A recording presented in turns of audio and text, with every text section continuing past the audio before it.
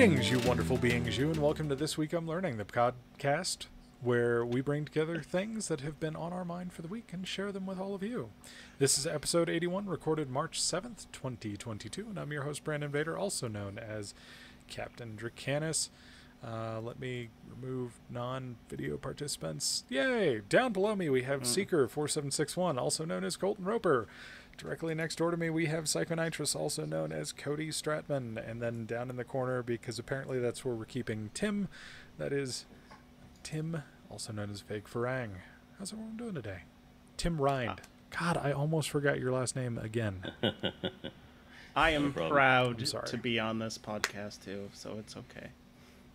I swear you said Codcast, so I don't know. I heard Proudcast. That's okay. It's all right.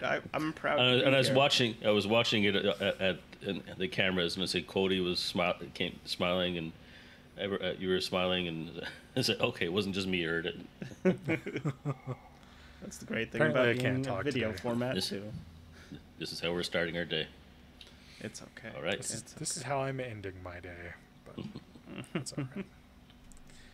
I just realized I'm the only person ending my day this time now. Because Colton's. I mean, I'm Colton's off half vampire. technically. Yeah, True, he could end his day. I'm probably gonna. He wants. I'm on Thailand time technically, so I guess that's true. That's why I'm so white. I can't. I used to be a healthy golden brown, like a hash brown, and now I am. That's true. The beacons are lit. Gondor calls for aid. He used to be the darkest out of the three of us, and now I think he's very much the beautiful. whitest out of the three. I was so beautiful.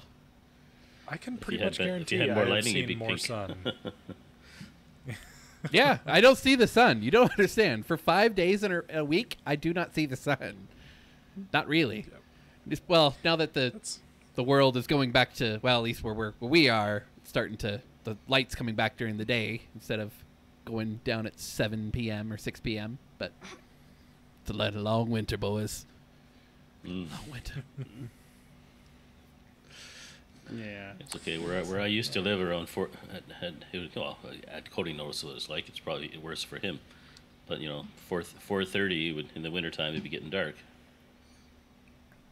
Yeah, so. It was more like 3 o'clock for us in December, where it would be like, okay, so you could go home during lunch and there's your light for the day, but when you go to work it's dark. When you come home it's dark, and enjoy that. But on the flip side, summers, Colton knows. All the light. Yep. It's amazing. Yeah. So, not too bad. Not too shabby. Anyway, so we've got a standard episode for you all today. We're doing a 3-person rotation, so we'll have Cody have a topic, Colton have a topic, I have a topic this week, and Tim is the odd man out for this week. I like being odd. Yeah. It's fun to be odd. Okay. Yeah. But, so this week Cody is going to be telling us how he is learning more about hot water vapor and ship levels. Interesting. It's exciting. They're exciting. I say that. It sounds like a heated discussion topic. Indeed. As exciting as that is, Colton is learning about civilizations on scales. What kind of scales? We don't know yet. The best kind. I have a guess based on the background. That is a clue. Anyways. Yep. But on something that isn't about scales, or it could be, because there are both physical and digital scales. But unfortunately, the digital option might not be as safe as it seems, is what I'm reading here. So it's not good considering our world is mostly digital now. So it's bad. That's bad. Yeah. That's interesting. I see where this could go. I've got a few guesses on this one. You'd probably be wrong, but it's all right. How do you? Okay, we're probably post show, or can I discuss this? How do you guys happen to find your topics? I literally have 60 topics ready to go at any one point. Wow. I have Colton is I have the best such a of us. OneNote of like any It's just- topic anything I find interesting, I make a topic of it because I can always It's just- research stuff later. But if I find something I like, I just post it. It's a struggle with me. It seems like my week is usually one thing, house repair or learning something about getting something repaired or how something works in Thailand, and that's my week, other than playing the odd game or doing the odd video thing. So yeah, I mean, You just gotta find something that's interests you and do 5 minutes of research. That's what we do. And you're Yeah, like starting to play games more, like that in itself could be an interesting topic, because all of us, we've been playing games for forever, so that in itself is a topic. Like that's the thing. It's not always things that you research, but it's things that you're doing too, like experiences. I've taken a lot of stuff from like opening bank accounts in Thailand, or driver's license, or you're a homeowner in Thailand. That's crazy. Yeah. Do you want to learn about pool water pumps and sand water filters? could be There's interesting. some interest in it. Yeah, I don't know shit about those. Yeah, it doesn't always have to be. I do live in an area where Okay. pools are important, so it might be interesting. But it doesn't have to be. It exactly. can be literally anything. Okay. Yep. I used to do competitive swimming. Mm. That's pool adjacent. I like water. Yeah. Okay. No, and I find all my topics just because either it's something that I'm ranting about just to coworkers already, like the topic tonight, Okay. or I Good segue. listen to a lot of podcasts. So I have a 30-minute commute. Well, good weather 30-minute commute, bad weather hour-long commute, one way and then back for work. So I listen to a lot of podcasts of all sorts. Some of them tech, some of them science, some of them like security, which is kind of interesting. And then when I get bored at work, I researched, okay, what cool things are coming out from Microsoft and Apple and Samsung, and because if it's work adjacent, then I don't get in trouble for doing research or anything like that, because like I'm trying to push my company to doing a pilot program with Framework laptop, because they're things that you can easily repair yourself, get replacement parts for cheap, not have to have a tech come in to replace a keyboard on a Dell motherboard, Upgrade, not have shit to like pay. that. Yep. That does Upgrade. make the upgrade path way fucking better, way cheaper in the long run for a company. Oh, yeah. Yep. I ran the numbers, and the upgrades would start almost paying for themselves as long as you can continue to use the chassis after about 5 years. Pretty good for a company your size. Yep. So, see where that goes. But anyway. Okay. Yeah, So, yeah, podcasts, and that's also where I get a lot of my information. Is I'm not as good these days because I don't really, unless I'm going to immigration or something, I don't have a commute to go to school because I Zoom, so I have less podcast time than normally. Otherwise, whenever I'm writing the BTS, I'm listening to either the Bangkok podcast or one of like 3 different, aviation podcasts. So that's also where I get a lot of my stuff, or just stuff that pops up, on my news feed when I'm playing on my phone. And most of it's stuff that I go away, go away, go away. But occasionally there's like some glimmer of something like, oh, that's interesting, or that's stupid. Let's talk about it. Yeah. If you set your new tab on like I use Edge to informational, it'll have like a little search bar, a couple icons of my most recent things, and then like all of the news feeds down below it. And like Right. I'll just like anytime I open up a new tab, I'll just like, oh, anything interesting on the news? Oh yeah. Right click, new tab. Okay, now I'll go where I need to go. I also follow. Also how I get so many Microsoft reward points. I've got another $100 gift card already. Hell yeah. Wow. I also follow. Well, I'm actually pretty big into social media, and I found that the good social media posts that I follow, the good creators, are able to really find topics for me. So I follow a lot of science-based guys, a lot of music guys, gaming as well, and they'll do the research for me in terms of a topic. I'm like, that's interesting. I want to look into that more. Save it. I quickly save the link onto my OneNote where I have all my topics and be like, one year I'll come up with something. Because really, when we first started this podcast, I was actually coming up with topics the same day, and I found that was a bit overwhelming because to find something interesting. So I'm like, oh, this is interesting, but I'll forget about it. Let me organize my life. Okay. Okay.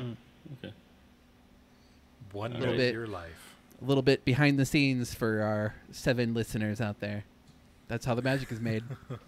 Horribly and scarily and randomly. Don't look in the black box. You don't want to know. That's looking into the void. It will continue. Okay, so It will stare back at you.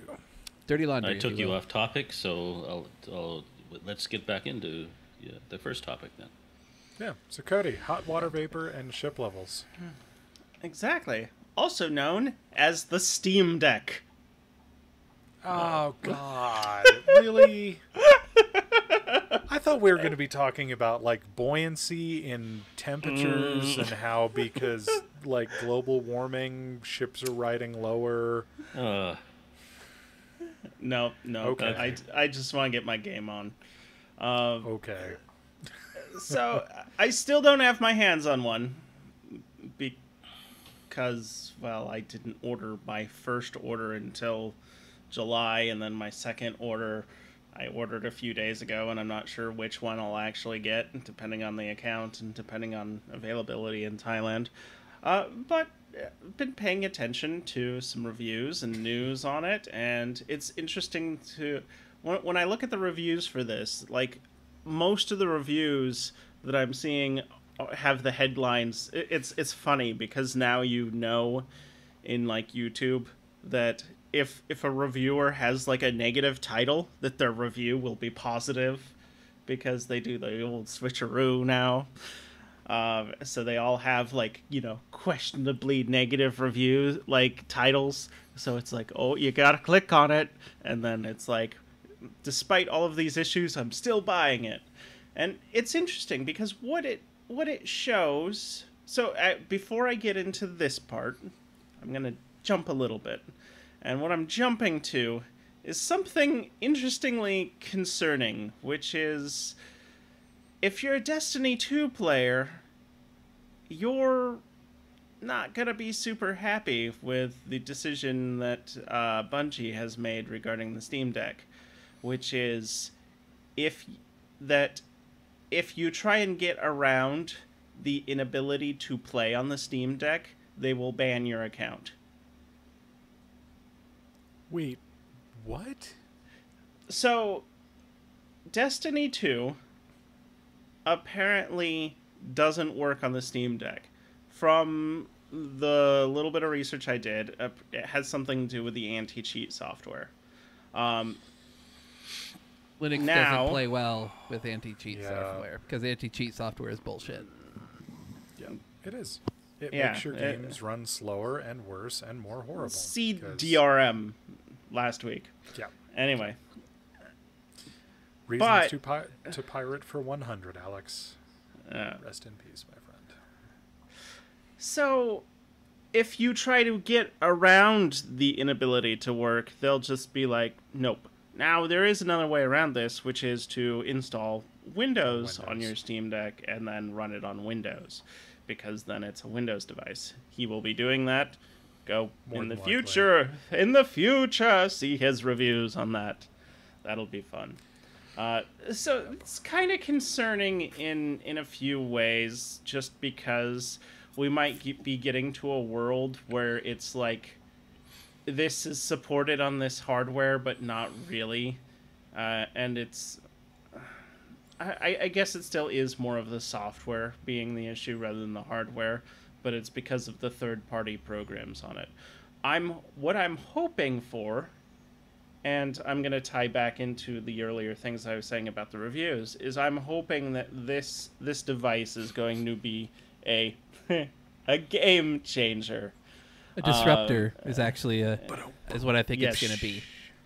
No, I agree. That is actually a better word for it. Although less punny, but still better.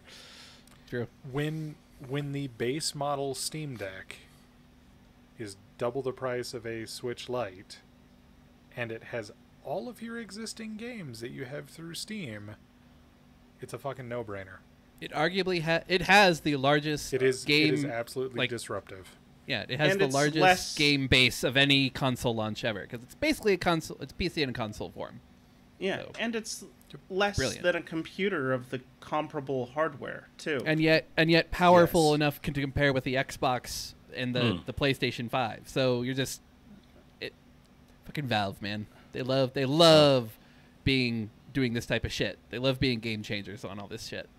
Yeah, no, I honestly, as much as people have criticized Gabe Newell and Valve and Steam for the swimming pools of money that they have, I think they honestly deserve it because of what they've done to the market. Because if you look at the reviews, what's really cool, and specifically I want to call out Linus Tech Tips, who was one of our favorite people on this show, is he was going through, and it's not without issues. They're talking about the interface being sluggish, talking about like some issues with the menus and the fact that they're kind of clunky, and that if you scroll all the way up through the menu, it will go back through subsequent menus, or previous, not subsequent. But if you scroll all the way down, it doesn't push to the next menu. So little things like that. And also issues with the games library, with not being able to readily tell, hey, can I, give me a list of all of the games that are supported, that are, verified, like, ready for the Steam Deck, versus the yellow playable versus the no. Versus give... untested. Yeah, give me that. Like, right now, that doesn't have it. What is really cool to see, though, is things have already improved on it. They've already addressed the issues of controller drift. They've already addressed some of the menu issues. So we're already seeing this thing improve drastically. And then when you get to... Sorry, go ahead. Well, I was just going to add to that, including Linus and a couple other tech journalists, I guess you can call them journalists, whatever you want, but tech reviewers, tech journalists, have all said, like, it's been an interesting launch, because when you're reviewing a product early, a lot of these guys get a product early, they have an embargo. Mm-hmm. So that means they can't actually put up a video or any content on it until after a certain date that's agreed upon with the company. And they were saying up to the day of they were shooting these videos for their reviews, they were Valve was putting out major UI changes and major bug fixes, like up to the last second, which made it it's very different, is what a lot of these reviewers are saying, compared to other hardware launches and product launches. Is that the company is still, as Linus said, it's incomplete, but that's not a bad thing, because obviously Valve seems to have the love and the care. They want this product to succeed, because from the long run, in terms of their business model, I mean, their Steam sales are going to go through the roof. It's going to be wild. It's going to be wild. Oh yeah, I'm excited to be able. Sorry, go ahead. Yeah. Here's one of the other huge takeaways: the hardware is solid. There have been, as far as I've seen, and I've watched quite a few videos, like, if there's any issues, it's like, there's a couple people who are like, hey, when you're using the buttons on the back, they're easy to accidentally press, and they're hard to, like, intentionally press. Like, that's been the only negative thing I've seen on it. Like, everybody says the screen's great, the speakers are, good for what they are. The only other microphone thing is, like, the haptics feedback. Decent, yeah. Yeah. And so the current incompleteness is software. Software can be remedied at any point between now and never. So it's hard to go, hey, don't buy this because the software is not there when as long it's as such the a new company product. Yeah, as long as the company Exactly. is willing to adjust the software, because there are companies that are definitely, they have software issues and they will not remedy those, where Yeah. Valve does not And appear to be one of sometimes- those. And that sometimes is dependent on how many units are actually sold Yeah. as well. Yeah. Oh, yeah. But the question I have is somebody who hasn't really looked into this at all is I don't know what the cost is, and the other thing is, what is the actual advantage if you have no need to play while you're commuting or something? Games like what is the value of having one of these? What would I, as somebody who's retired and can go walk to my computer just about any time I want, why would I want one?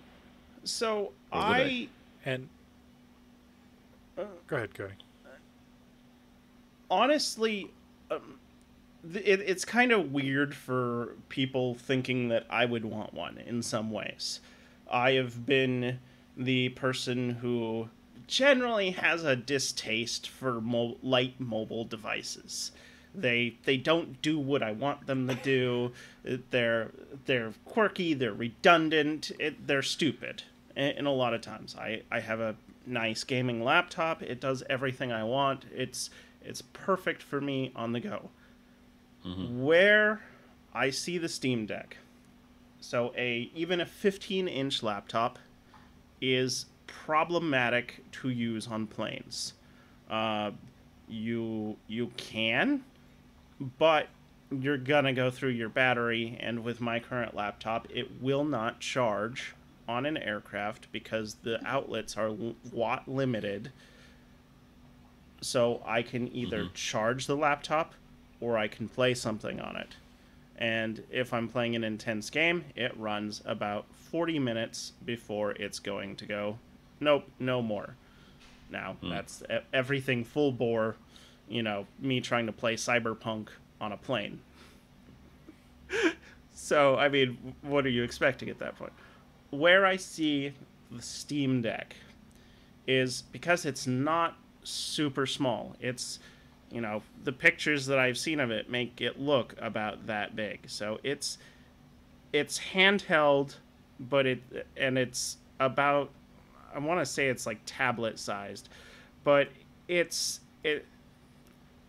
not tiny. You're not going to fit it in your pocket. You will fit it in your backpack, but you're not going to fit it in a purse, for instance.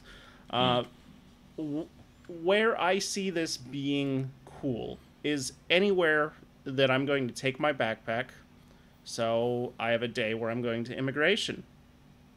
That can take anywhere from 2 hours to 7 hours. So having this device there that can play all of my computer games. So I'm not really buying games for a new system. I'm not going to have to actually rebuy all of my games for Steam Deck. I'm going to be able to use my existing library of computer games that I know and love and pick up right where I left off from my computer.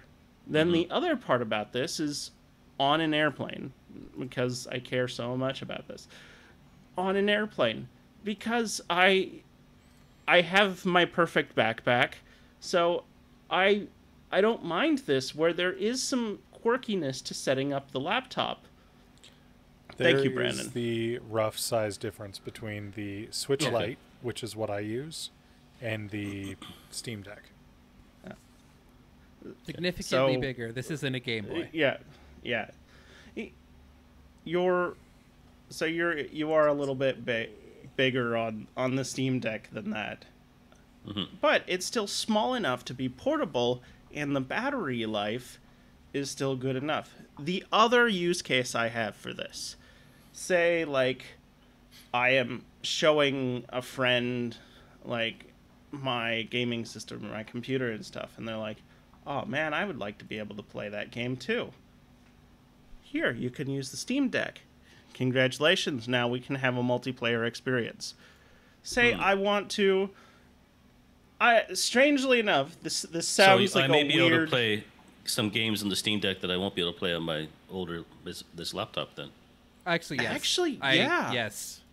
Strangely enough, yes, because the hardware is so good for it in the way that they've optimized the games, and Linux being watched the video on it, and I forget what version of Linux it's running, but because the Arch. overhead Arch Specifically SteamOS, which is an offshoot of Arch. Yeah, because of the overhead of Linux being way less than Windows, you have more direct access to your hardware. What's also cool about the Steam Deck is the amount of information they're giving you about battery life, about CPU usage, about GPU usage. I don't know if you guys have seen like the videos of this of like the system. Yeah, information. they actually integrated a testing suite essentially into it called MangoDB or whatever it's called. Which it's is awesome. Honestly, why all of these, and as all these reviewers have said, why all these companies don't already do this? Like, what are you hiding? Do you not trust that your stuff is good enough? Like, we live in a more advanced age. People want to know this shit. So that's for me. That's actually one of the reasons. I mean, I guess we're probably going to go around and say why we're interested in it. Maybe. Yeah, I want to add one other use case. I got one other point. It might also be good for marriages. You Go can ahead. sit on the couch with the wife and play the game.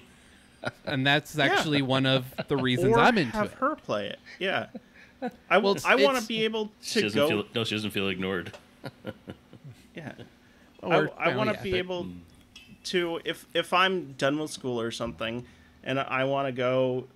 This sounds really weird, but I want to be able to go to like Susie's bar, and I want to be able to, have a drink and pull out the Steam Deck and play a little bit of games. This allows me to venture out while still being able to play games where I go, and the games that I like to play as a PC gamer. Okay. What is the cost? And is there different costs for pre-order, or is it going to be a higher price after? Or from what I understand, the prices are staying where they're at.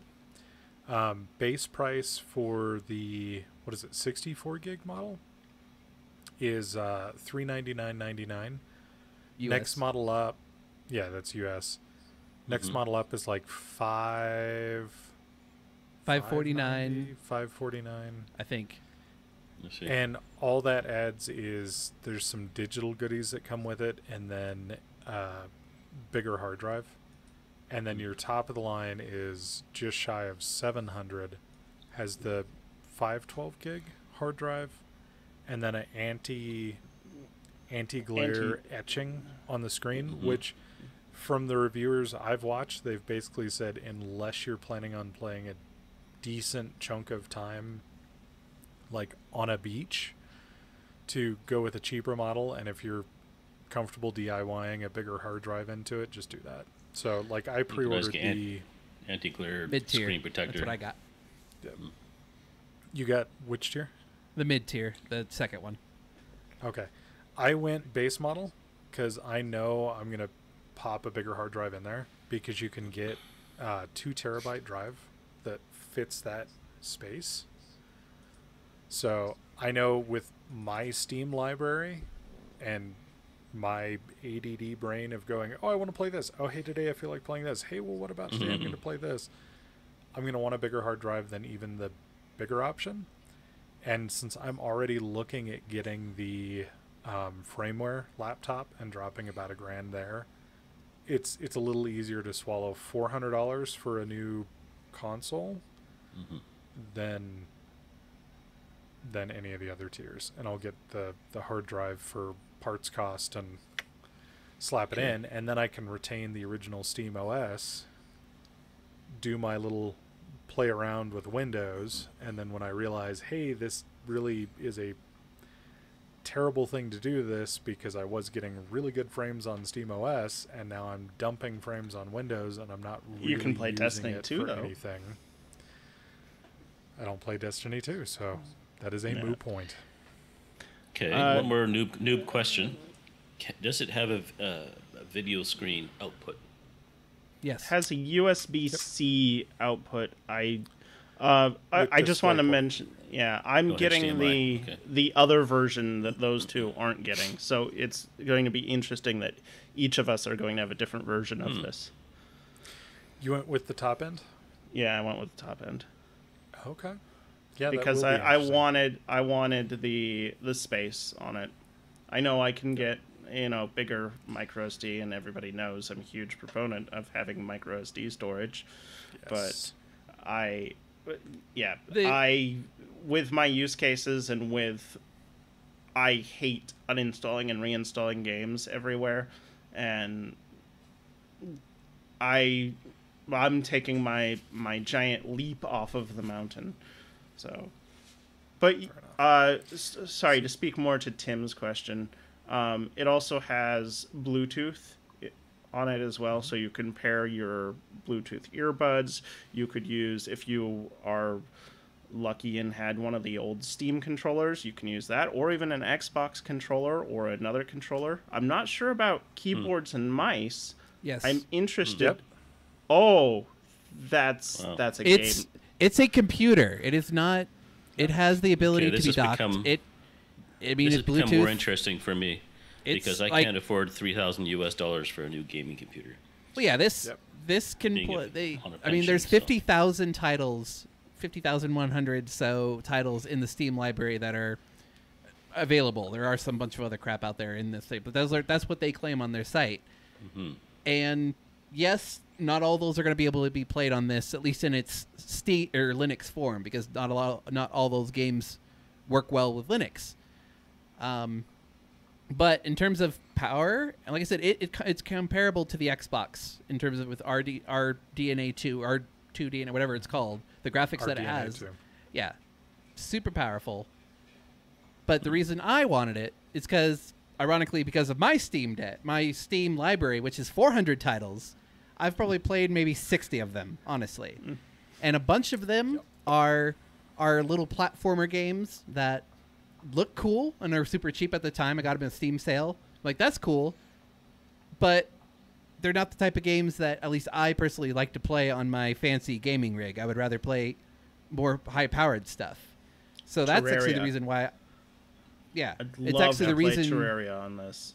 Starbound. Yeah, and this is actually the reason Starbound. why I went with. I wanted one because they're games that kind of a nostalgia thing as well. There's some games that'll just feel better to play in a handheld form. Combine that with its emulation capability, which I'm starting to get into.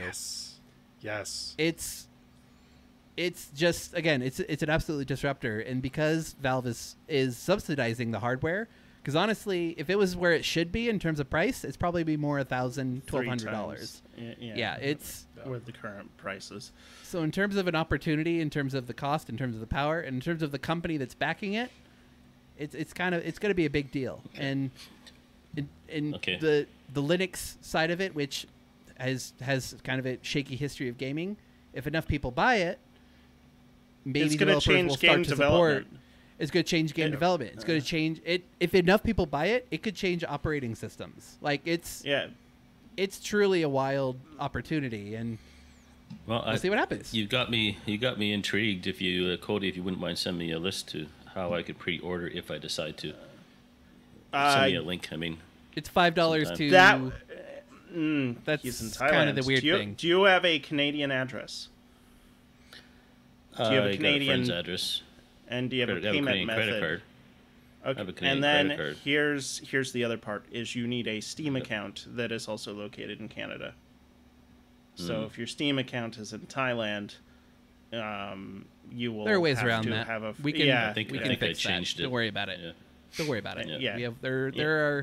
there are ways Let me to look. work the internet. Let me look into it. Yeah. But we could probably talk about this some more. But I looked at our time, and if you don't mind me being a director, I think we should move on to the next one. I agree.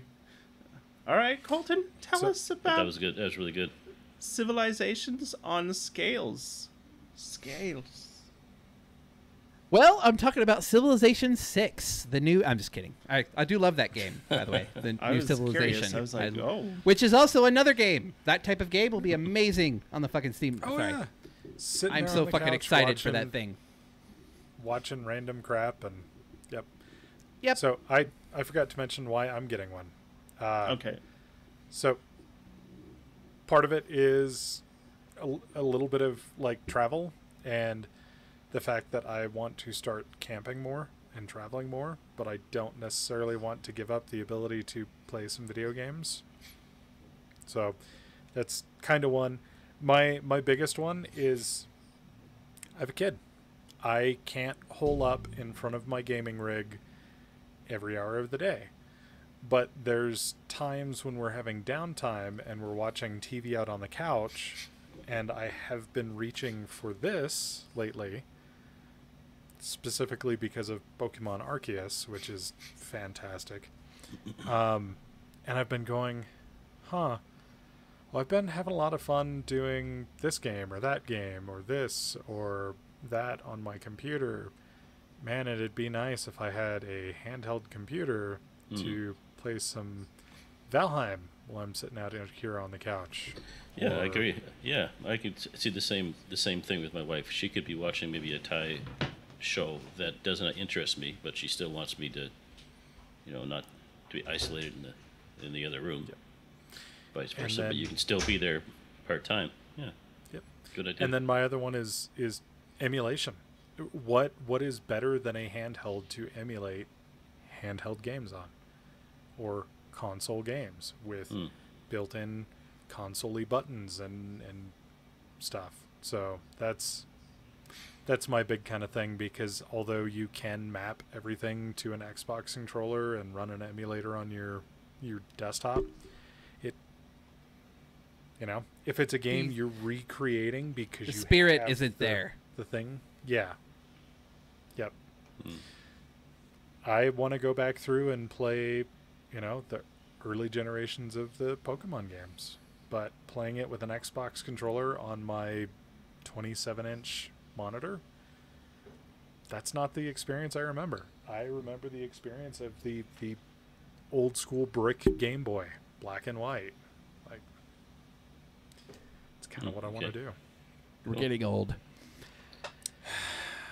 Yeah. Oh, well. But speaking of fucking getting old, so a couple of weeks ago, I actually mentioned something called the Kardashev Scale. Guys remember? The scale is developed by Nikolai Kardashev in 1964 and ranks civilizations based on energy usage. There are 3 types of civilizations. You have a Type 1 civilization, which has harnessed the energy output of their home planet. You have a Type 2 civilization, which has harnessed the energy output of their home star. And you have a Type 3 civilization, which has harnessed the energy of their home galaxy. So, for little reference here, human civilization on this particular scale is around a 0.7. So we are still working on becoming a Type 1. We have not fully harnessed the energy output of our home planet at this point. Experts believe that we could achieve this in the next 100 years or so. But of course, that does depend on if we don't kill ourselves in the next 100 years or so. Or, for that matter, next week. So, fingers crossed for that. But something I actually learned about this week is that the scale is actually more of a starting point when you're thinking of possible alien civilizations. While it is the most famous scale for civilizations in terms of ranking, it actually turns out it has been modified before, and it actually isn't even the only one that makes sense. At least, and in my opinion, it isn't even the best one. And it is interesting to think about because these modifications and alternatives came about as our understanding of physics and the universe has evolved over time. Because again, this scale was developed, I guess, 60 years ago at this point. So think about technology and where physics was 60 years ago versus now. I mean, it's amazing. So for example, famous theoretical physicist Michio Kaku actually modified the Kardashev scale to include Type 4 civilizations. Civilizations like these would be able to harness energy on an extragalactic scale. So that would mean multiple galaxies, for one thing, being able to control the energy output, and more powerful stuff like dark energy and dark matter. Because back in the 60s, we only had a vague idea of what this could possibly be, and now we kind of know what it is, but we still don't know what it is, but we know it's super powerful, but we ourselves can't harness it in any way, so they just kind of modified, at least this particular physicist modified that scale to allow for physics to catch up to it. And this is just in our 0.7 type civilization, what we believe the universe is, so still interesting. Where was I? So astronomer Carl Sagan created an information mastery scale for civilization. So he assigned the letter A to represent 10 to the 6th power bits of information, which is, it's kind of hard to explain this part, but it's basically less than any recorded human culture. Like the amount of information any culture has created in like the smallest possible one. It's kind of a weird scale at this point, but that's the starting point. From A to Z, basically each subsequent letter represents an order of magnitude increase of information available. So using this particular scale, humanity is about a 0.73 J civilization. A level Z civilization would have so much information that we are talking on the scale of like galactic superstructures of home worlds and stuff like that. So millions of planets of information of type Z. So completely different scale, but it's still based on the idea of information harnessing. Kind of an interesting scale to think about. Right, exactly. So the most interesting alternative that I found, and I would argue is probably the best one on some scales, some ways of thinking about it, would be the one that was created by Dr. John Barrow. It was called the microdimensional mastery scale. So whereas the Kardashev scale is a measure of energy and big things, the microdimensional scale is more of a measure of efficiency and small things. So there are actually 7 freaking steps on this scale. So kind of the boring, let's get through it real quick. So he calls them type 1, still the types, but he also adds a minus to it just because it's a cute little nerd thing to do. But type 1 minus civilization on this scale manipulates objects over the scale themselves. So that would be like mining, breaking solids, creating structures. Really, if you think about it, that's just basic civilization in any thought. It's just we're manipulating the world around us, just basically. Grass hut. Yeah, you're building a structure. Type 1. Type 2 minus civilizations are able to manipulate genes and can alter the development of living things. Type 3 minus, Type 3 minus are able to manipulate molecules and molecular bonds and create new materials as well, based on from a molecular scale, new materials. Type 4 minus, able to manipulate the individual atom, so basically creating nanotech and complex forms of artificial life from a atomic scale. Type 5 is able to manipulate the atomic nucleus and the basic subparticles, so protons, electrons, neutrons, like the basic ones we know about. That's what a type 5 minus can do. Type 6 is able to manipulate the most elementary particles, so that would mean quarks, leptons, strings, if you're talking string theory, neutrinos, stuff like that. At least I should clarify, start to manipulate the theory of strings, because the last type of civilization on this scale is a type omega minus, which is a civilization that is able to manipulate the very fabric of space and time. So again, more like strings, and are basically gods. They create it. If there is a creator, there would be a type omega civilization kind of thing. So I really like this scale just because it's the only one I've seen that doesn't. Again, it's the only one that goes from big to small, because this scientist was able to notice that as humans, and it's not like how big things you can create. It's about manipulating the things around you. Exactly. It's about manipulating the fabric of the universe. Which is the basics of what a civilization is. It's being able to manipulate your direct environment to your needs. So it's kind of interesting. The more I looked into that scale, like I might start, when I think of like sci-fi civilizations, I might start doing it on this scale versus the Kardashev scale, because the Kardashev scale, again, is very basic, and most sci-fi civilizations are not very much farther than type 1.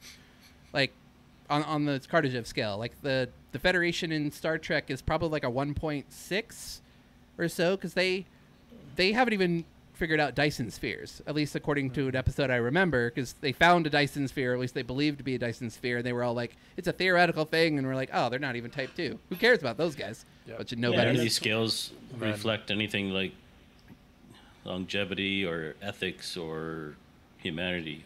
Well, yeah, we're talking just physics, technology, right? Ethics. Yeah, it's Yeah. basically they don't care about that, and that's it's kind of cool when you're thinking about if you're going Kardashev scale, because it's simple. We can kind of imagine what a Type 2 civilization would do with its technology because it's kind of closer to what we would do. It's still out of our reach in terms of our current technological level, but we could still, like a Dyson sphere, which is harnessing the power of a star completely. Like, we can imagine what we would possibly do with that. Maybe not really, but we can we have some sort of theoretical idea. But a Type 3 and Type 4, like, they're some scientists have equivalated that to like an ant thinking about a city. Like, the difference between a human and a member of the Type 1 civilization and a member of a Type 3 civilization are just, they're so far apart that some say that a Type 3 civilization wouldn't even acknowledge a Type 1. They're just so insignificant to them. But we're also thinking in terms of how we act around lesser creatures. Maybe part of evolving and getting to a higher level of energy output is understanding that life is more precious than, or whatever. Who knows? We have no real could be concept taken over of by that. AI. Yeah.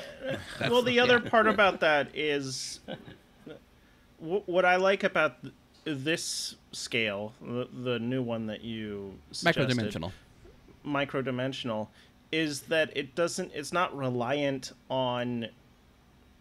You can still have a small civilization with a small footprint doing very big things.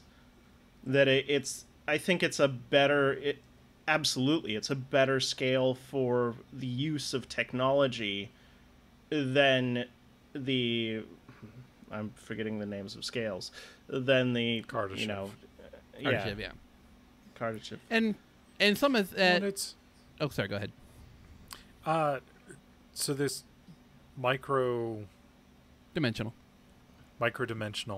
scale is almost like the tool user scale. Like, we started with naturally made tools, and then it was stone tools, and then bronze, and then copper, and so on. Or sorry, copper, then bronze, then iron and steel, and it's all about the refinement of your technology and not so much what you're doing with that technology or the scale at which you're using it, but the tools themselves.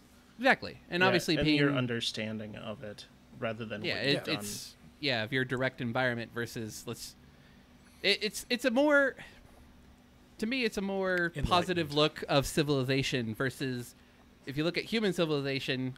Our goal is to just, at least how we've sort of developed, is resources, growth, and that's kind of where we're at now. It's just resource and growth. It's all about growth, Yep. Versus this other scale, it's all about race. Yeah, exactly. Whereas the other scale is just like, let's understand what we are, what existence is, and at that level, and it allows for civilizations that aren't necessarily human-like to really be acknowledged fairly. At least that's the way I look at it there. It's the universe is big. Do you need to build a Dyson sphere? Do you need to? And if the answer is no, then even to understand your universe more or have more control of your universe, then you haven't met, that criteria on that scale, but you don't need to be recognized. Yeah, I really love this micro-dimensional scale. A nicer scale to me, instead of just It's consume. A more inclusive scale. Yeah, maybe the aliens won't kill us. But or maybe they already have. Or maybe they're just waiting. But it seems like we might be having a war here. Physical or digital? Which one's better? And it seems digital is not. Brandon, care to elaborate on that? So I did think about talking about that particular topic about cyber warfare and where that was going, but it has nothing to do with that. It actually has to do with the prop that I have kept holding up. I knew it. I knew it. Yeah, let me pull open my notes because I have quite the diatribe that I'm going to try and compress a little bit. But Oh, I am interested in this because I have a feeling you're going to touch on some points that are like the nerve canal of how I feel about that Switch device. yeah, so physical versus digital. It's something PC gamers don't really think about anymore. Do I buy the physical discs or buy it in a digital marketplace, a la Steam, Epic Games, Good Old Games, Windows Store, etc.? In the early days, there were tangible benefits to having the game discs. No need to download the game over 1.5 meg the DSL. feel on it. Oh, I Get love the box, the feel get of the those display. old boxes. You could touch them Having because they had the... paper instructions. Oh yeah, those were so cool. So many companies put so much time and effort into those. So I felt bad Side about tangent. throwing those away when we moved. I have so many of the manuals from like some of my early games. One of the first games I remember that came with just an insane manual, and I remember because I bought it in Grand Junction, and that was always the thing. Like I would buy, my parents would buy me a game, and I would be allowed to read the instruction manual on the ride home. This was Jane's Fighter Anthology. It was this thick. Oh, Yeah. there was a book like that for Falcon. Was it Falcon something or other? Falcon 4.0. And the manual, Yep. the manual was like a binder. Oh, yeah. It was amazing. Absolute nuts. Didn't And need it no talked about how tutorials to in talk games. it. You knew the game inside and out by the time you had that shit. Yeah, you read Because the instruction, games you were hopped in the tougher game and back just- then too. I actually go back and play some of those old games. They are more difficult than a lot of the modern ones. They do not hold your hand in the same way. There's no icon above people's heads. Yeah. There's no intermission saving. You have to get to a certain point, and that's where you get to save. If you don't make it to that point, you start at the start of the level all over again. Yeah. Oh God. Yeah. Ooh, yeah. That could be a topic in and of itself. But anyway. But there's a lot of things about I'm noticing getting back into gaming. There's a lot of things about the games I play that I don't know. Yeah. And I probably have to do. I guess I could probably do searches and try to figure it out. But it can be very frustrating when you don't have that thing you can read and that could explain That learned some of the backstory. innuendos of a game. Yeah. Background, that's what I mean. Well, a lot of current games just expect you to have a certain amount of knowledge about the type of game it is. An FPS is going to assume that you have to reload, you have to use your map, count rounds, or use your map, or For example, so if I just say one of the games I'm playing right now, I get through the level, but then I look at the things that you're supposed to do or you could do to get extra points or higher score, and it's like I look at all these things. Well, how the heck am I supposed to do any of these things? I don't know. Yeah. I'm supposed to pick up these manuals and supposed to pick up this on the way and supposed to, So I feel that. So I wish there was a little bit more to it. I wish the games came with their own write up. Even online, it doesn't seem, unless somebody else is doing it, doesn't seem like the game companies are doing it. The best way of doing it is now Steam guides. In the workshop, you can find some really intricate guides. There used to be a site, and maybe it still exists, called Game FAQs.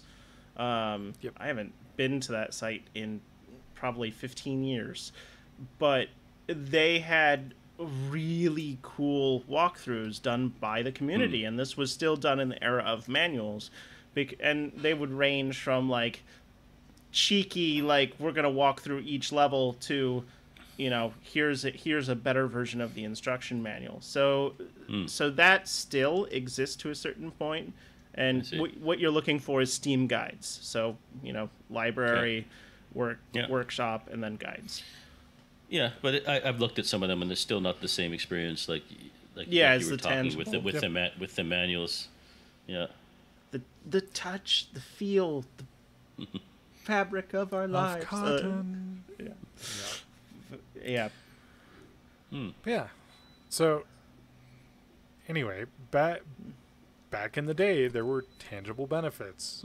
Having that instruction book, not having to download the game over super slow connections. And 56K. there were computers making love noises. But there was also benefits to having digital, such as no chance of losing or damaging your disc. I remember having to buy a second copy of Diablo 2 because I damaged the disc. And it's not like I could just call up Blizzard and be like, hey, I scratched disc 2 up of Diablo 2. Can you send me another one? No, you go to the store and buy another one, and you get a whole nother CD key. No CD cracks. Oh my god. The days of those. So you didn't have to worry about have switching the discs. in your... Yeah. But yeah. And then for a short while, Steam had where you bought the physical copy and got a digital version added into Steam so that you had both. I don't know if any of you guys remember that. The orange box was my first experience with that. The Portal and Half-Life and Team Fortress? Team Fortress was all on the a lot of DVD. fun. You can install it good. off the DVD, but you enter that CD key and it ties it into your Steam account. So you could choose to install it off the disc, not have to download anything, and then play it without having the disc in there because it was authenticating using that digital version. And that's just not a thing anymore. And I mean, honestly, we haven't had CDs or DVD drives in mainstream laptops and desktops for about 5 years. Yeah. And I mean, it got to the point, my X-Planes installation from, I want to say it was like 2009, 2010, was spread across 12 DVDs. Like, it got ridiculous to install games from physical copies. So as PC gamers, like you don't go to the store anymore and buy the software. You go to Steam or Epic Games or whatever. Oh god, imagine Arc. Oh. Okay, sorry. I mean, now, to be fair, if we had moved to Blu-ray instead of just doing away with media, I mean, you would still have like a 3-disc pack. Yeah. But it wouldn't be quite as well, as and bad. also a reason for that, and I don't know if you're going to touch on this or not, is when you go to digital media, one of the advantages of it is games, first, the cost of releasing a game, then the second part is you can have a launch day patch. Now, that's both good or bad. It's bad as long as they don't when abuse the company expects to rely on it. EA. Yep. It's why there's no QA testers anymore. It's why they don't get paid as much. It's because they can fix those problems later. We'll put it in a beta Now, and harvest it out to the community.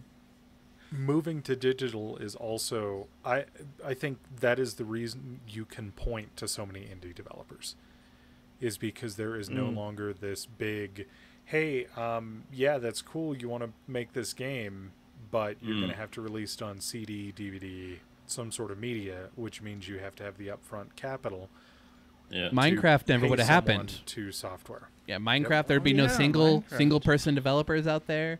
There'd be publishers, probably even more powerful in some. Yeah, It'd be I agree like with the you. music That's a good point. industry, actually. Yep. That's exactly So- good point.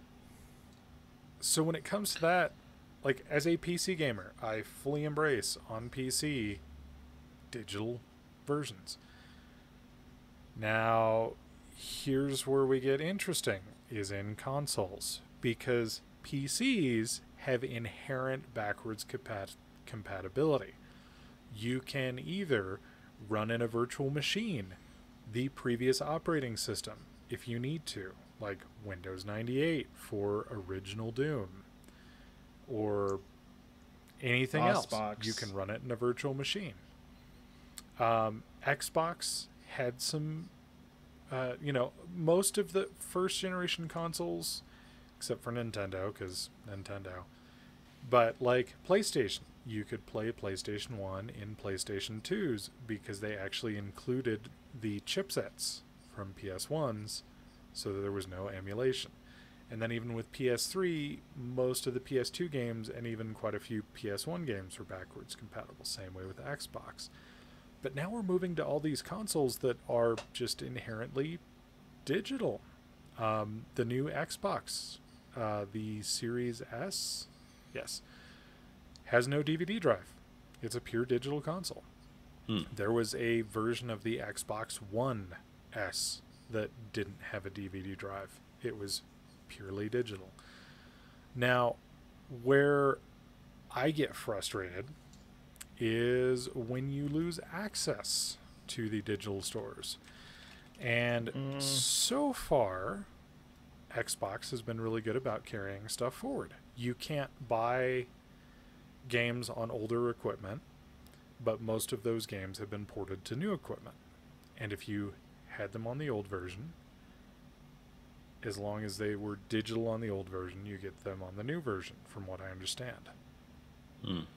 Nintendo is not doing that. Nintendo is actually being very anti-backwards compatibility. They are shutting down the Wii U and 3DS stores.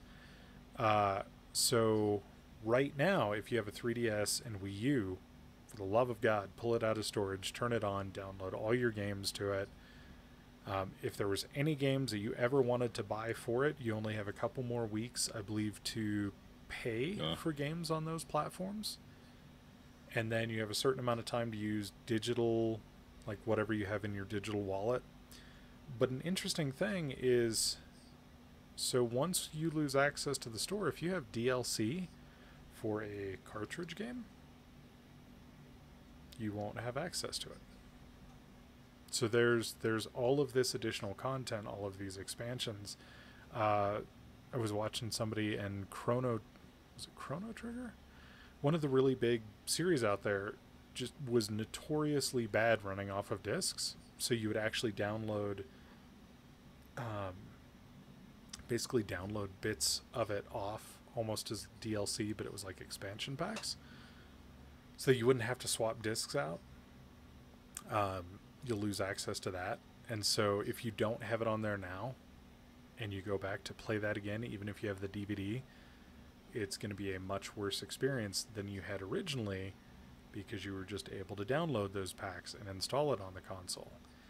And there's just, they also removed Pikmin from the Wii U and Wii U, I think, platform. So you can't buy it, and if you haven't downloaded it already onto your console, you can't re-download it, because they are re-releasing it for Switch, and they want you to buy the new version on Switch. They want you to spend new money for a game that you have already purchased and played. Yeah, this is like you lose access to Half-Life Original because Half-Life 2 has come out. So it's not even the same. Is it the same game that they're re-releasing, or is it a new? The same game. It's the same game. So it's Skyrim. It is ported. It's Skyrim. Oh God. So Nintendo, what are you doing? They are the What most are you doing? For being the family-friendly gaming company, they are the most anti-consumer company of them all. Honestly, it is amazing. The amount of intellectual property they have and they refuse to do anything with is unbelievably unacceptable, in my opinion. Pirate, take him, take it. So pirates will do better anyways. Damn hackers. My biggest issues with modern generation handheld consoles, and another reason why I'm so excited for the Steam Deck. So I have here my Game Boy Color. It's not even my original Game Boy. I have no idea where my original gray Game Boy went. But if I pop some, I believe they're AAAs. Yep. if I pop some AAAs into this bad boy, I can take... Oh my god, why was I playing that last in this? Dukes of Hazzard County. They made a game? They made a game. Wow. It was horrible. I never knew who would buy it, but now I know. This is one of 3 copies ever purchased. Apparently young me. Yeah, maybe it's worth a ton of money to someone, somewhere, somehow. For some reason. But, so if I wanted to take and play a better game, like Pokemon Crystal version, pop that into here with some fresh batteries. Actually, it may even turn on with what I got here. Look at that. Game Boy. I can pop it in and play it, despite not having powered this on, played this game, downloaded anything, or doing anything in God knows how long. So that's my problem, is I can still go to the secondary market on eBay. Now, granted, it's probably going to be almost as expensive as when these cartridges were new. But if I wanted to get the Pokemon Red, Pokemon Blue, whatever, I can go to the secondary market and still get it. Yeah, Mario Kart for Nintendo 64 is like about 10 times as much as what it was trying to buy it new now. True, Yep. but you can't buy that digitally. Not that it ever really was. Well, you can emulate. Well, you can't buy it digitally. You can play it digitally if you want. Yeah. Yeah. And I mean, there's some inherent issues with like older stuff like this. Eventually, I'm going to have to pop out. There's a little coin cell battery in all of your cartridges that have onboard saves. Mm-hmm. Eventually, I will have to pop this cartridge apart, replace that battery. But that's pretty minor because I'll still be able to use this cartridge versus if I had a 3DS and I didn't download a game before the store ended, I'm going to be looking at homebrew support for, okay, well, can I install some janky custom OS on this and then throw a ROM on it of something that I had legitimately, but I now have no possible recourse to legally play the game that I bought on a handheld that I bought. And I have to add in that it sucks, and even this company that we've praised so much today, legally in all of their little legalese, has the... Basically, you don't really own the game when you purchase it digitally. You are... Mm-hmm. Now, here's the thing. Historically, though, they have that legalese, but so far, every game, even when they've taken it off of the Steam store, if you have bought it, you still retain access to do it. Yep. So that's why perfect example. Valve, yay, you're doing good.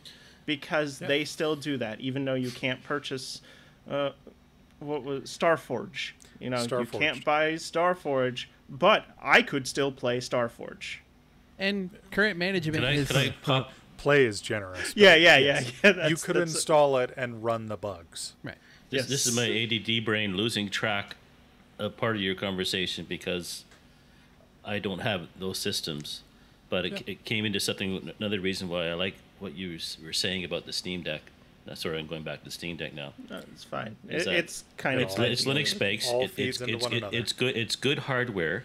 And I just know that even if you aren't using it as a gaming machine, there's going to be people coming with Linux OSs, different things you can put on there, maybe using in ham radio, maybe using as a home control automation system. So because you say it's good hardware, and there's going to be a lot of great hacks. There's going to be more than one use to this thing. Oh yeah, it's going to have a longer life than just being a gaming platform. Yeah, so even if the software that they put with it goes away. Yeah, and that coming with Brandon's thing, that's kind of... It's basically, with some of these stores getting turned off, it essentially is turning old hardware into just e-waste in general. I mean, and that's obviously a big problem that we're having to face. And as Tim was saying, because the Steam Deck seems to have decent hardware, and it's at least going to be around for a while, and the fact that emulation exists and it can play games Yep. up to like I think like it can even do Switch games, Switch emulation, which technically isn't, they really don't like, but it can do it. So it can emulate modern You can consoles. do amazing things on a Raspberry Pi. Can you imagine doing it on Well, this? exactly. So that's Yeah. that's why Yeah, I like it. piracy and emulation are good, because it.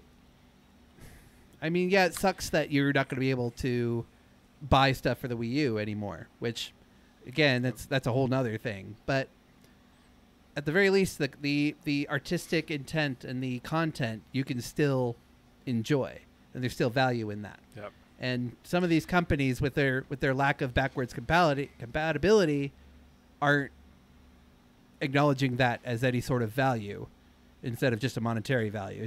It's Yeah, they're Yeah. they're not listening to their consumers, and that's like, if it's like business 101. If you can find a need that something people need and want, and fulfill that need, you will be successful. And what's happening with Nintendo is they're then bastardizing that need. they're forcing a need and by they're forcing taking a need away rather other than products. fulfilling a need. Yep. Yep. Dicks.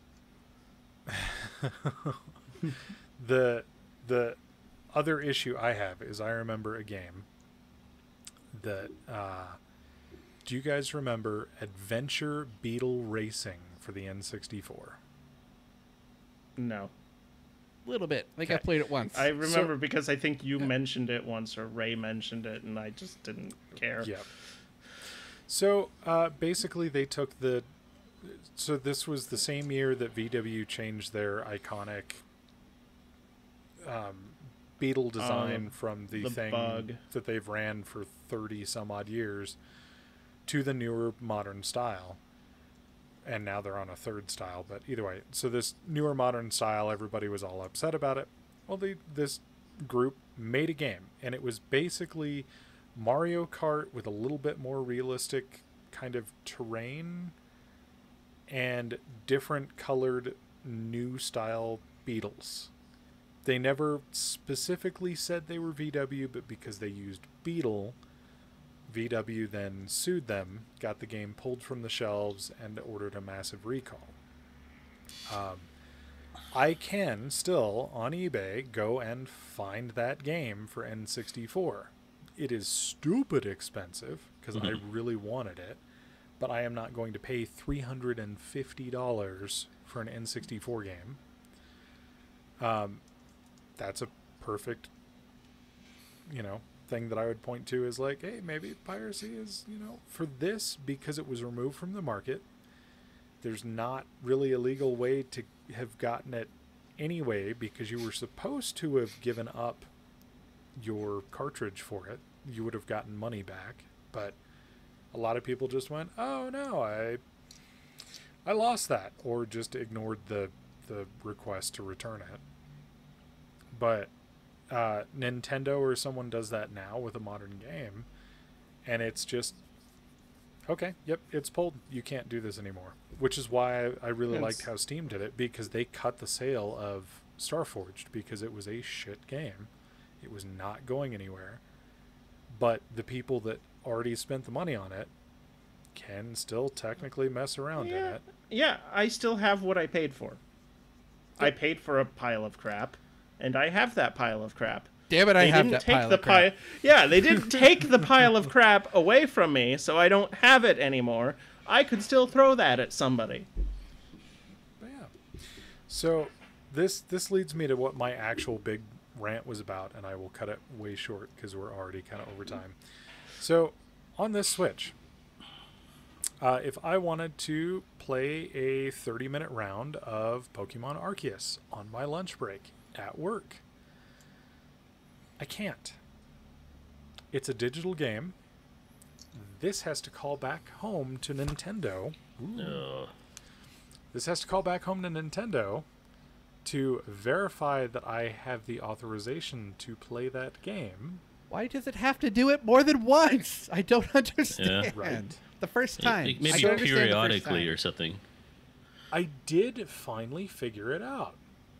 So, part of my issue was I'm not going to connect this to our employee devices network because even though this is technically an employee device, I don't need someone from corporate being like, hey, why is there a Nintendo Hotspot? Switch connected for 8 hours a day, Monday through Friday? Because even when this is off, it's still, pinging back and forth. My AT&T hotspot on my phone apparently doesn't let Nintendo traffic through because I threw up a hotspot, connected this, and it was like, can't resolve the DNS. Fuck. Are you fucking serious? Using a VPN, I still couldn't do it. So I ended up going to a corner of the office that I could get the hotel Wi-Fi that's above us, connected my phone to it, VPN'd it, then hotspotted that to rebroadcast to my Switch to be able to play at that point then 5 minutes of Arceus just because it's like, damn it, I clocked out specifically to play this for half an hour. I'm gonna fucking play it. Fuck you, Nintendo. That's not the most succeeding despite the efforts of Nintendo to try and let you play your game, but not really. That you paid for. The piracy is affecting Piracy isn't that more big of a legitimate- problem. Yeah, it's affecting more legitimate users than Even Adobe. the actual. Yeah. I Even bet you the Adobe pirated will copy. let you use Photoshop for a week or so Well, before it has to verify again. It's not solving a problem. It's making a problem worse. It's encouraging piracy because I bet you the pirated version of that fucking game doesn't have that ability. You can play it, and you can probably play it on the goddamn Steam Deck. I'm just saying. Fucking service problem. So there was already a version of Pokemon Arceus that runs on the PC emulator that runs better. Yeah, 60 on frames the emulated versus 30. PC. Yep. Fucking Nintendo. So my whole little tantrum after that was that fuck it, from now on I'm going to buy these stupid little cards and just not fucking lose them. Because at least if I have a physical card for it, it doesn't have to call home. Then through researching more and more and more, apparently part of the issue is when you have multiple Switch devices, you can have one primary device which you can use store-bought downloaded games without calling home. So if you don't have Wi-Fi or whatever, it will launch it and play it. But because I set up my son's Switch first for Christmas, his was the primary. But I've seen weird behavior on his. I had to deregister his from the platform, and I'm going to have to re-register it on the platform before his trip this coming weekend, because thankfully most of the games probably wants to use it play, on a plane. Yeah, he does. But thankfully most of the games that I bought for him that he wants to play, I bought physical cards, mostly so that I could gift wrap them. So it wasn't just like, hey, here's your one box gift. No, here's a gift card, basically. Here's a virtual gift card. Love you, son. Here's a gamepad and it's got 7 games on it. Have fun. No, that's not nearly as fun as, oh, look at that. You got a game for a console you don't have. Oh, dang. Gets to the end of the pile, still no Switch, and then I made him do oh, look, there's a little piece of paper taped down to the bottom of the tree. Wonder what that says. Oh, it says you have to go look here, and then go look here, and then go look here, and then go look here. And then it was wrapped in duct tape and in another box, and duct tape in another box, and duct tape in another box. But this is like when you guys gave me that Minecraft pickaxe. Yeah, exactly. But yeah, because I was a nice dad, and I set his up before I touched mine. His was the primary. I had to deregister it because most of the games that I play are digital. Because I bought Pokemon Arceus and what's the stupid farming one that everybody went nuts for? I was gonna say Farmville. Jesus. Starview Valley. No, not Stardew Valley. The other one, Animal Crossing. Game. Oh, I was gonna say Farm Simulator. No. Yeah, Stardew Valley is pretty fun. Although Ukraine is playing that game quite well. What a dick. Stardew. I mean, they're stealing tractors with farm equipment. I know, it's amazing. Stealing tanks with farm equipment. It's fantastic. I love social media sometimes. I love Ukraine. Those glorious bastards. Anyway, so yeah, if you set whatever portable device you have, and that's kind of the other thing that people have been having an issue with, is they got the regular Switch when it came out, and then they got a Switch Lite to go out and travel with, and then they can't use it because their primary Switch, the one that doesn't have to call home, is sitting in a fucking dock connected to their house Wi-Fi the entire time. So they have to deregister, unregister, re-register the Lite as their primary to be able to use the Lite like it was fucking intended. Fuck you, Nintendo. That's the official stance of this podcast now. Fuck you, Nintendo. Steal every of their games. Fuck them. They want a piracy problem, we'll give it to them. Condone piracy because then YouTube will smack us down and yeah, I know. Don't do not it. We don't do it in Minecraft. Do it in Minecraft. Don't pirate. Don't pirate unless you have to. Buy the physical games. Don't buy the digital. And that's the other hard part. Just is right now there are instead games of that are only digital. Yes. Get Steam. Absolutely. Deck. The Tech Pirate and TWIL readily endorses the Switch or the Steam Deck. But not available in Thailand, I understand, right? Get the Steam Deck. Not it's yet. far more useful. You can the run Thai emulation website is on up it. though. Just they make have sure a you website have bought in the Thai. games. Yeah. That's why I didn't get one. That's because there were like 3 or 4 times I was looking at the Switch, and then like through all of their madness, and they're like, oh but this, it turned my oh, they're really cheap right now, 2 years ago or a year ago, to like, oh, screw this, I'm not gonna get that. Nintendo lost money on me. So good. Piracy is simply a service problem. Should be easier. It should be easier for a company to get your money. Make it easier, not harder, and everyone wins. Well, and here's the thing. Here's what I would really like to see, and this is where I'll end it because we're running way late now.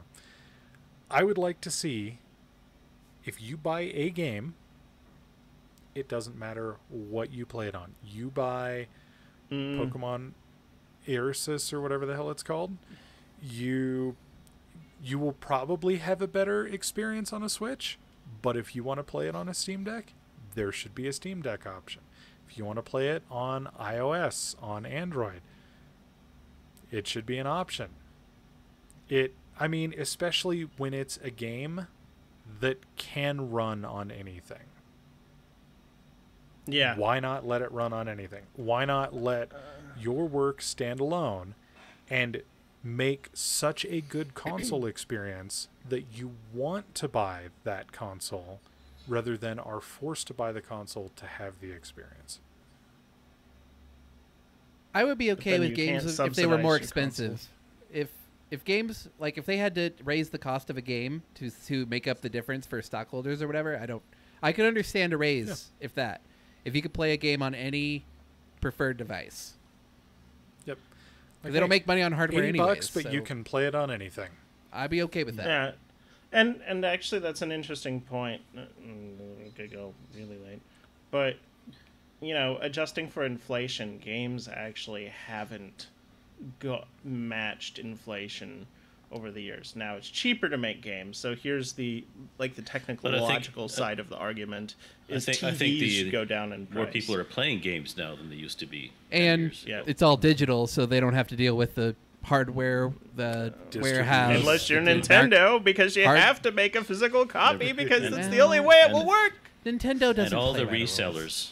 All the little store resellers. I mean, they had to make money too. Oh yeah, and they your a lot Best of those Buy, got your small computer game stores. That'd be mom an and pop interesting. businesses. That's why it's cheaper. That'd be an interesting thing. A digital reseller, like you could just, if you could sell your licensed copy of a game, like if you're done with it, you know you're never going to play it again. Why couldn't you just resell awesome. that?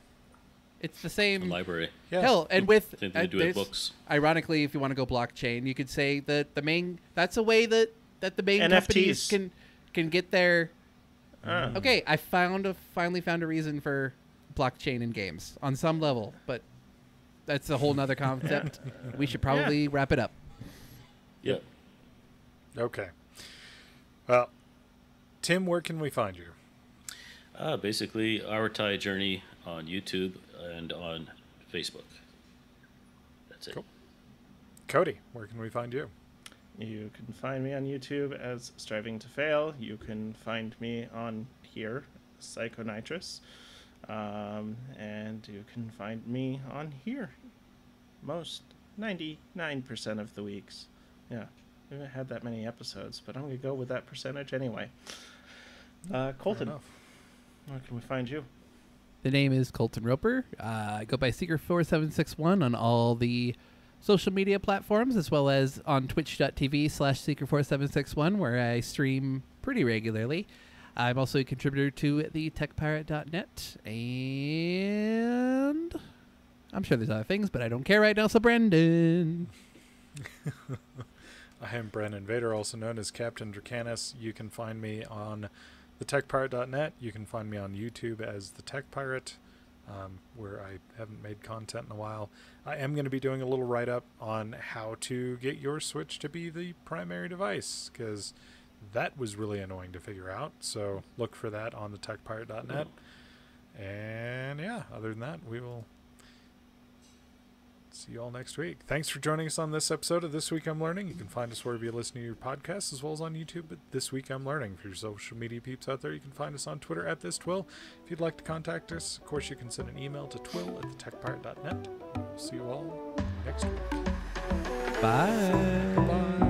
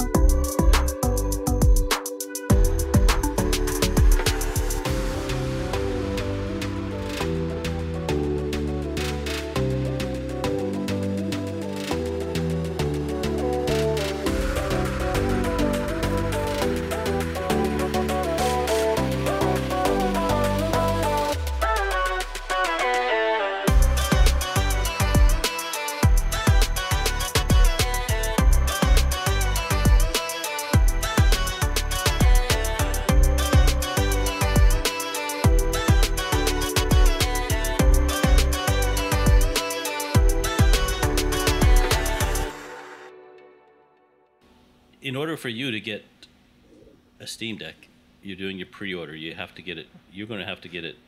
Somebody to ship it to you from the U.S. Exactly. So Oh, at boy. this point, now it's under 40,000 bought. So hopefully I don't have to go through all the shenanigans I had to with the cell phone. Which Definitely have was to only pay at because- least tax. something, but it won't be as bad as dealing with the cell phone, and the tax on the electronic items isn't too bad here. The other thing is there is a website all in Thai for the Steam Deck. If you are not on a VPN and you go to the Steam Deck website, just Google Steam Deck. I'm sure you'll get Valve's website. It will be in wonderful modern Thai script that you can't read, and you can go, oh, okay. And what it says is, and it's a lot of the things, if I remember correctly, I think it says that it's like after Q2, they're looking at other countries. So, and that a lot of the stuff says after Q2 for the Steam Deck. So, for instance, any new orders that come in, and both of my orders both say after Q2. So I have one order on my account that I moved to Thailand, and I'm not willing to see that. It's really annoying to get to. So to see your order, once you have an order in, you open up Steam, you go up to the top, Leo Qua, the top right, the top right hand side of the screen, and you go to account details under your name. So once you are at account details, you click on view purchase history. So once you are at Sorry, can you walk me through that again? I just opened Steam up. Sorry. Okay. Well, you haven't purchased one, so yeah, you won't see it because you haven't bought it. But I can buy it. I could pre-order it through the Steam app. No, not right now. You cannot. Oh no. Oh yeah, because they're for right now Thailand. they're just trying to. I don't think you can even do Well, it. Yeah, no, you can't because I purchased did it through on. Steam. I purchased it through Steam before I transferred my account to Thailand. If your Steam account is in Thailand right now, I think I transferred it because now everything's in bot. Yeah, let's see. Where did I buy it? Okay, Steam Deck, 512 gig deposit. So I click on that, and God, when did I buy this thing? I have so many fucking Oh my games. god. I purchased mine February 25th at 4:20 p.m. Ah. that's Uh-oh. how you were feeling. Okay, no, I was In wrong. 2019 or It doesn't- 2020? That'd be 2020, right? 2022. Oh. I just. Yeah. No. Where the I'm not fuck gonna is get mine for a mine? long time. Yeah, I did mine on July 29th, 2021 at 3:09 p.m. Yeah, I don't see... So never mind. It doesn't say it here. It's somewhere else that it says when... Yeah, here is a definite criticism about Valve Store is anything physical that you buy through them is a pain in the ass to deal with. Okay, so here you go. If you go to the Choose Your Steam Deck screen, it will tell you which one you reserved. You can cancel your reservation. And you have to see log your into the expected website. order availability and mine is after Q3 2022. Okay, let's see. Why is mine so friggin' late? Mine is Q3 2022. Let me see. When did you What? order yours? Oh, I guess it Yeah, did. when did you order yours? I guess it was July. So it Reserve was a couple. on. It was a couple months after, I guess. I think I Oh, are upgraded. you That's what I looking at it? did. I see what I did. I canceled the basic one. I thought I actually have the best one too. God damn it! Now I wish I didn't. You have the best one too? Yeah. Well, at least I'll get. At least I'll get a. This a is Damn it! this is the first time that the three of us have all spent on the same thing, and I'm not the one going, I bought the best one. The least one. Look at me, I spent the most money. This is going to hurt me the most. I'm the one Okay, going, so look, I've got the Are tiny you one. going? You're going to the one in Steam. Okay, yeah. Search. it What I did says- is search Steam Deck in the store, and yeah, it's way easier to get in there. Steam, Yep. and that's where it says it. Okay, so And it's that not is actually in our your orders. Steam navigation tip for TWIL. We'll see you guys next week. Bye.